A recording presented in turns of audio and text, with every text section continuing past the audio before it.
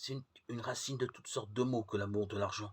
Pour s'y être livrés, certains se sont égarés de la foi et se sont eux-mêmes transpercés de beaucoup de douleurs. 1 Timothée 6,10.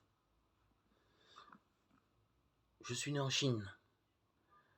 J'ai été éduqué dans le marxisme, mais je n'y croyais pas du tout.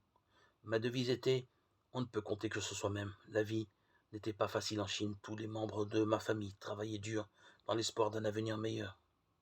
Après l'université, j'ai obtenu un bon emploi. Pour beaucoup, l'argent était devenu ce qu'il y avait de plus important. Les riches regardaient les pauvres avec mépris et les forts exploitaient les faibles.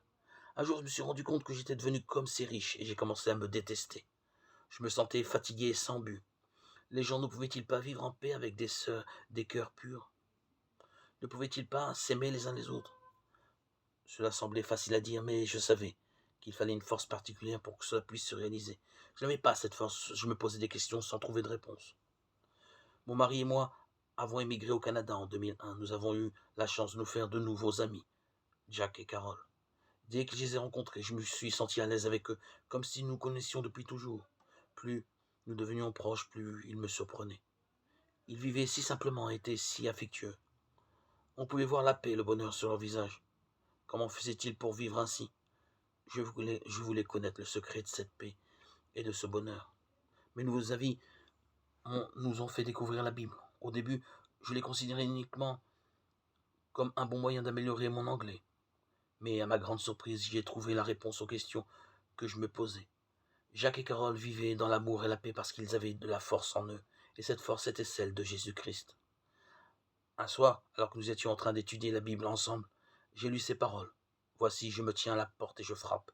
Si quelqu'un entend ma voix, qu'il ouvre la porte, j'entrerai chez lui, et je souperai avec lui, et lui avec moi. Apocalypse 3:20.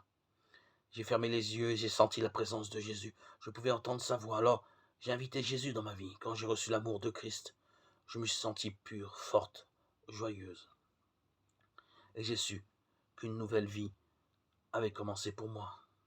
J'ai maintenant la paix dans le cœur, je ne suis plus perdu.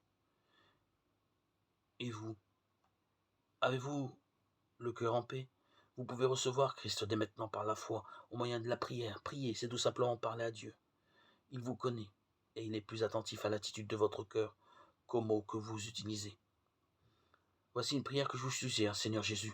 Je veux te connaître personnellement. Merci, parce que tu es mort sur la croix pour mes péchés. Je t'ouvre la porte de ma vie, et je te reçois comme mon sauveur et mon Seigneur.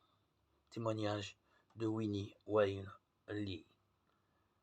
Je terminerai par 2 versets. Dieu est puissant et ne méprise personne. Job 36:5. Celui qui vient à moi, je ne le mettrai pas dehors. Jean 6:37.